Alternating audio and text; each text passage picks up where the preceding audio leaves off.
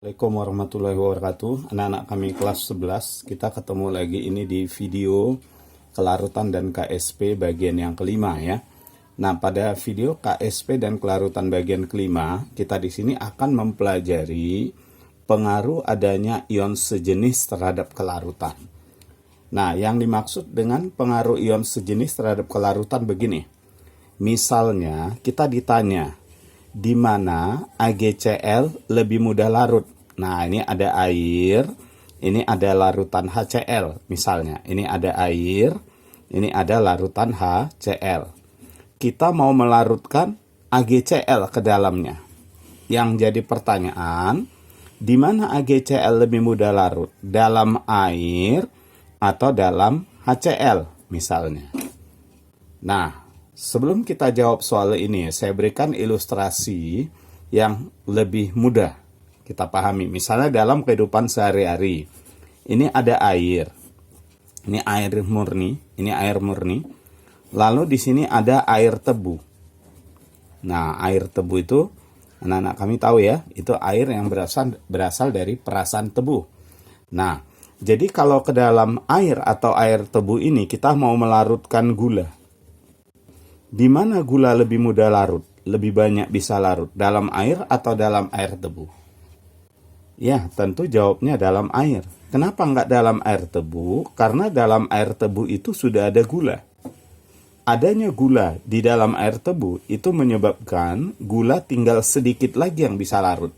Artinya, kelarutan gula itu nanti akan jadi semakin kecil. Maka dengan demikian kita bisa tahu apa pengaruh ion sejenis. Jadi pengaruh ion sejenis yang pasti kalau ada ion sejenis itu akan memperkecil harga kelarutan. Nah, kita kembali ke pertanyaan awal. Seandainya kita mau melarutkan AgCl, di mana AgCl lebih mudah larut? Dalam air atau dalam larutan HCl? Ya, tentu jawabnya dalam air. Kenapa? Karena dalam air belum ada apa-apa. Sementara dalam larutan HCl sudah ada Cl yang sama dengan ini.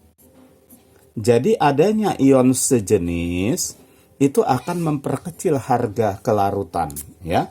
Nah, jadi kita sampai pada kesimpulan yang pertama. Adanya ion sejenis itu akan memperkecil harga kelarutan. Jadi pengaruh ion sejenis itu yang pertama, adanya ion sejenis akan memperkecil harga kelarutan. Nah, sekarang kita lihat contoh yang lain.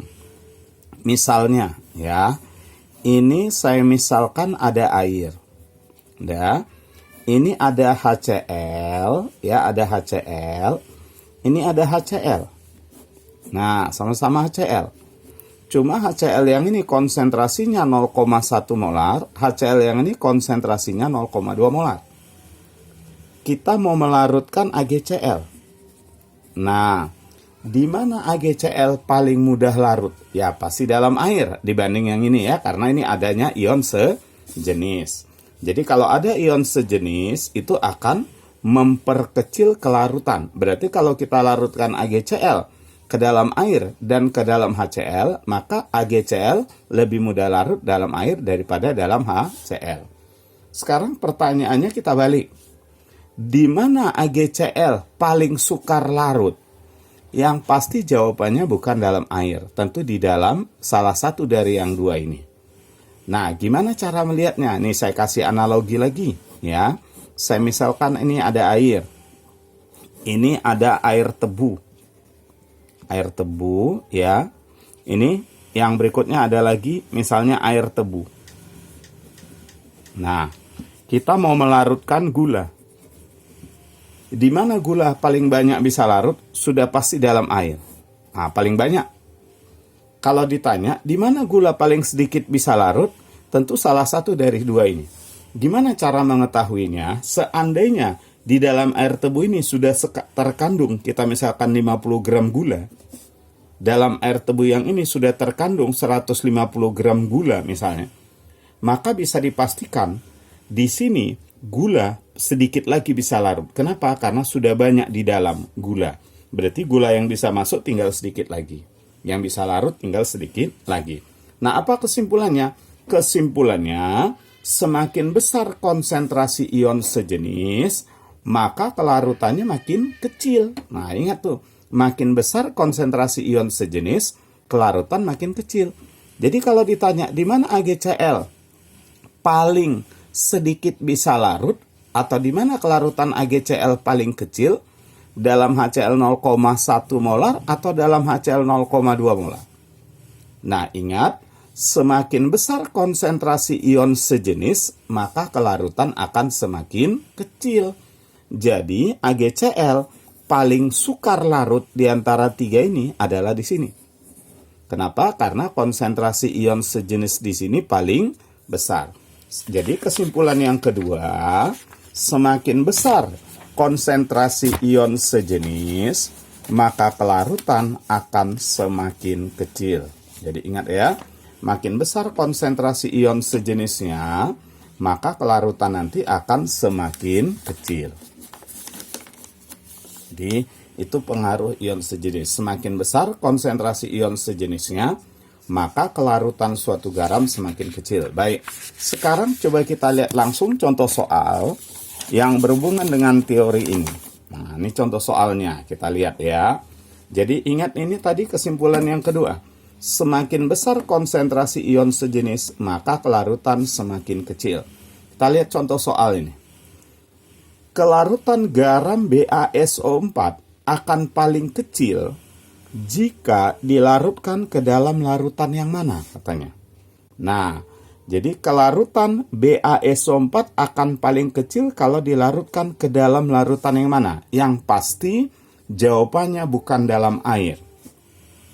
Kalau dalam air, justru kelarutannya paling besar.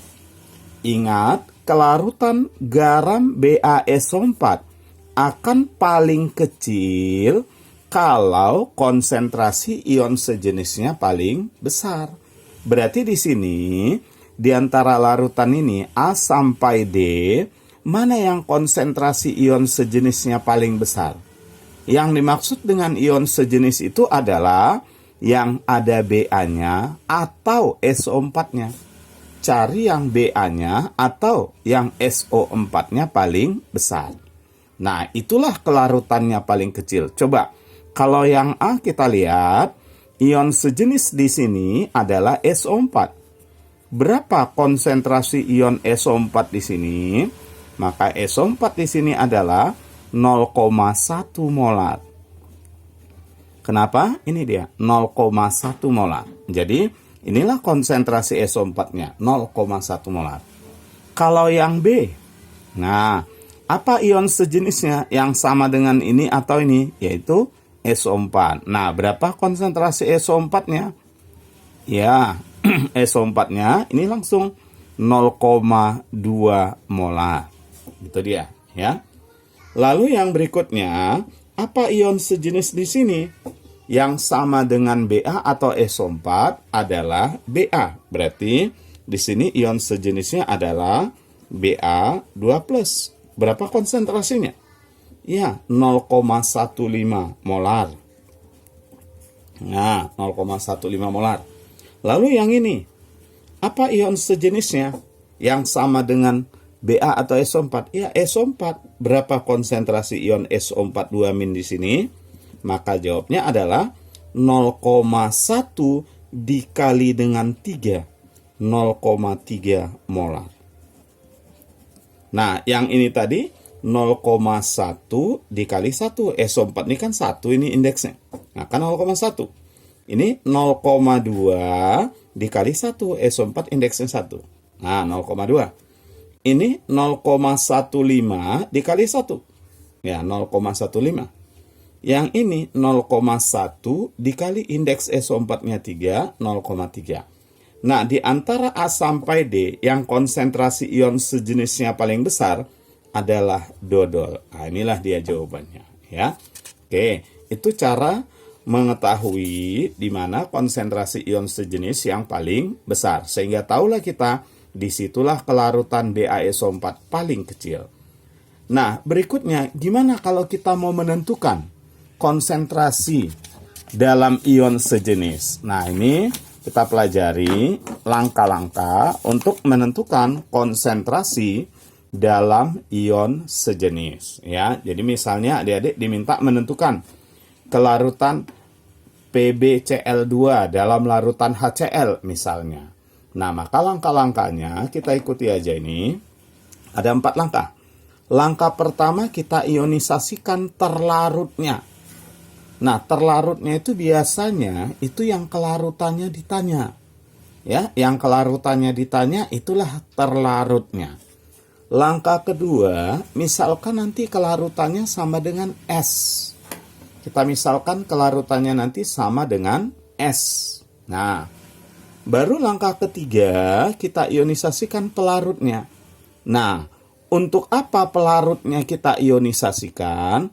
Tujuannya adalah untuk mengetahui berapa konsentrasi ion sejenis yang sudah ada di dalamnya.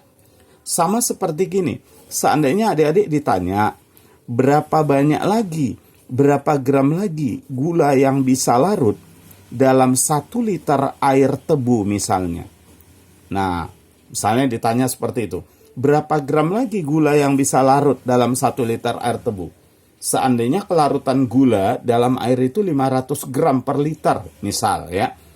Nah, untuk mengetahui berapa banyak lagi gula yang bisa larut dalam air tebu, tentu kita harus tahu dulu di dalam air tebu ini sudah ada berapa gula gitu. Nah, sehingga kita bisa tahulah berapa lagi yang bisa larut di sini. Sama seperti ini. Kita ionisasikan dulu pelarutnya. Tujuannya apa? Untuk mengetahui berapa konsentrasi ion sejenis yang sudah ada di dalamnya. Nah, itu dia. Baru langkah terakhir, kita tulis persamaan KSP. Lalu kita substitusikan, masukkan S tadi ke dalam persamaan KSP. Baik, supaya lebih jelas, kita lihat nih ada contoh soal saya berikan ya. Ini contoh soalnya. Nah, misalnya kita diminta menentukan nih. Nah, ini contoh soalnya. KSP PbCl2 adalah 4 kali 10 pangkat min 12. Tentukanlah kelarutan PbCl2. Kemudian yang B, kelarutan PbCl2 dalam CaCl2 0,05 molar. Nah, apa beda kelarutan di sini dengan ini? Nah, kalau tidak dibilang di dalam apa, maka maksudnya itu adalah kelarutan di dalam air. Kalau nggak disebut kelarutan di dalam apa, maka maksudnya itu adalah kelarutan di dalam air. Nah, jadi pertanyaan yang pertama, kita diminta menentukan kelarutan dalam air. Kemudian pertanyaan yang B, kita diminta menentukan kelarutan PbCl2, tetapi di dalam larutan CaCl2 yang 0,05 molar. Nah, itu dia. Jadi, kita jawab dulu yang A. Untuk menjawab pertanyaan yang A, kita ingat kembali hubungan KSP dan kelarutan dalam air. Kalau nggak disebutkan di dalam apa, berarti itu dalam air. Ya. Nah, untuk menentukan kelarutan dalam air, kita ingat hubungan KSP dan kelarutan. Ini sudah kita pelajari di video KSP dan kelarutan bagian kedua. Tentu kita perlu tahu nilai N-nya. Biar kita langsung masuk ke rumus. Berapa N untuk PbCl2? Tentu 1 ditambah 2. 1 ditambah 2 berarti N-nya 3 nih. Nah, kalau N-nya 3, coba adik-adik ingat lagi rumusnya. Apa rumusnya? Nah, ya diingat ya, rumusnya sama dengan KSP sama dengan 4S pangkat 3. Kita tinggal masuk. KSP-nya ini 4 dikali 10 pangkat min 12. Sama dengan 4S pangkat 3. Habis. Nih. Berarti dari sini kita bisa dapat S-nya sama dengan, ayo. Nah, tinggal kita bagi aja pangkatnya. 10 pangkat min 4 mol per liter. Inilah kelarutan PbCl2 di dalam air. Ini mudah-mudahan adik-adik masih ingat rumus yang lalu ya, yang kita pelajari di video KSP dan kelarutan bagian kedua ya. Nah, sekarang yang B. Yang B kita diminta menentukan kelarutan PbCl2 tapi dalam CaCl2 yang 0,05 molar.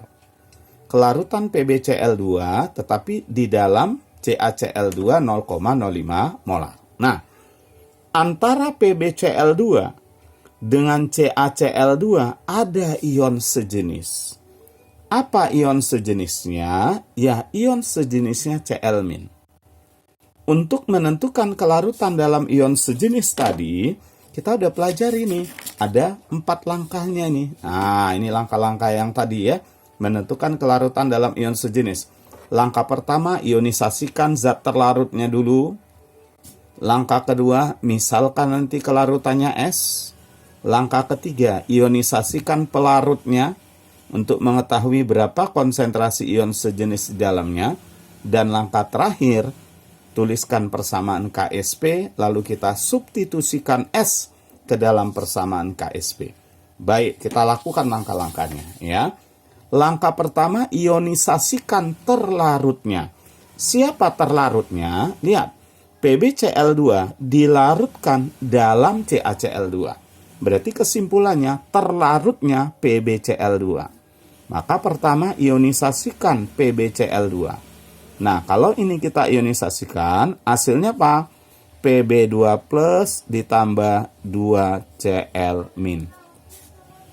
Langkah kedua, misalkan tadi kelarutannya sama dengan S. Nah, misalkan aja ini S. Berarti Pb2 plusnya adalah S, Cl-nya 2S. Nah, itu tadi langkah kedua. Misalkan kelarutannya S. Langkah ketiga apa tadi? Langkah ketiga, ionisasikan pelarutnya. Ini saya buka lagi nih. Ionisasikan pelarutnya untuk mengetahui berapa konsentrasi ion sejenis yang sudah ada di dalamnya. Nah, apa pelarutnya? PbCl2 dilarutkan dalam CaCl2. Berarti pelarutnya adalah CaCl2. Kita ionisasikan CaCl2. Nah, ini kalau diionisasikan hasilnya apa? Ca2 plus tambah 2Cl-. Untuk apa ini kita ionisasikan?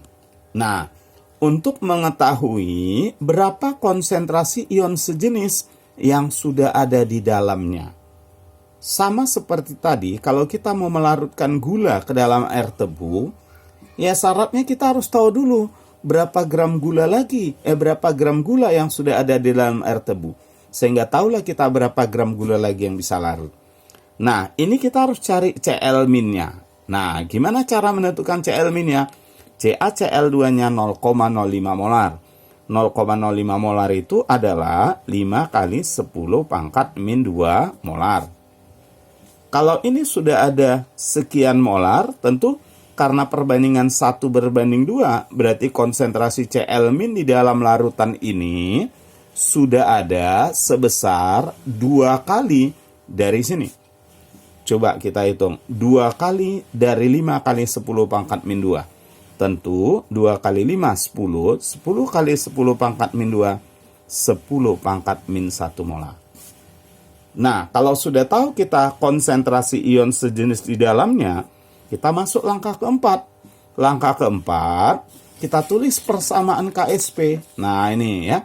Tulis persamaan Ksp dan masukkan S ke dalam persamaan Ksp. Coba, siapa yang punya Ksp di sini? Tentu zat terlarutnya. Tulislah persamaan Ksp dari zat terlarut ini. Nah, persamaan Ksp itu sama dengan Ksp adalah hasil kali konsentrasi ion-ionnya.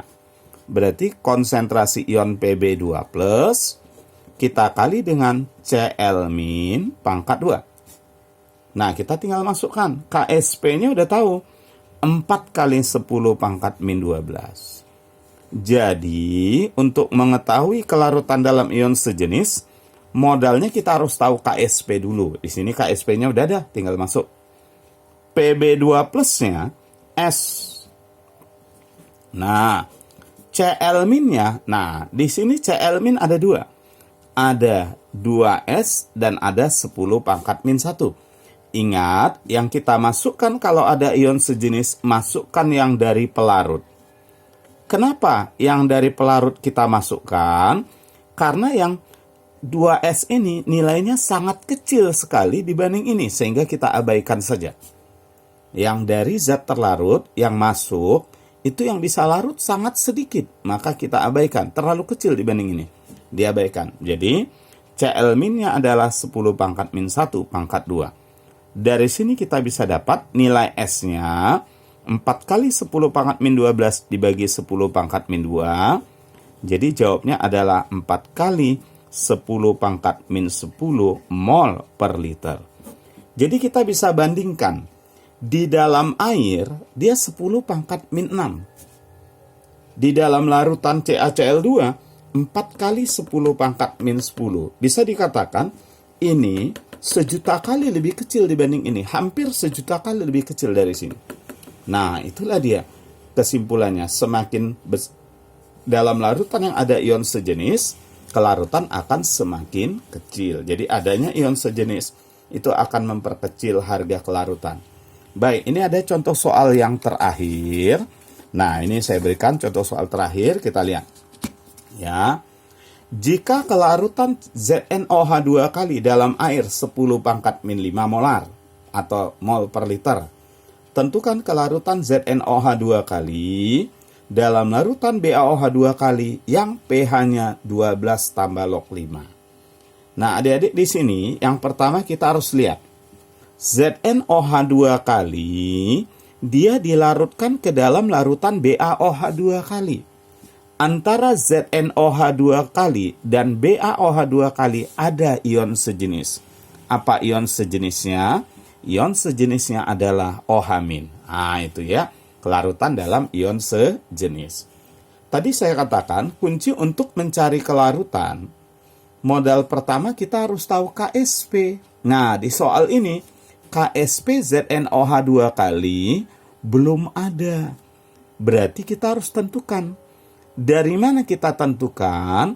Nah, KSP-nya itu bisa kita tentukan berdasarkan kelarutan dalam air, ya. Jadi kita cari dulu KSP-nya ini, itu modal pertama.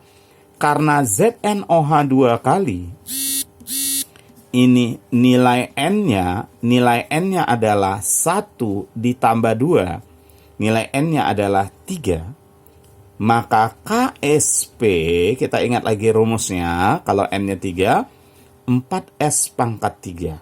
Langsung kita masukkan, 4S, S itu kelarutan dalam air ya. Kelarutan dalam air 10 pangkat min 5 pangkat 3. Jadi KSP bisa kita tentukan berdasarkan kelarutan dalam air. Maka dapatlah kita 4 dikali 10 pangkat min 15. Nah, kalau sudah tahu KSP, kita mulailah langkah pertama untuk menentukan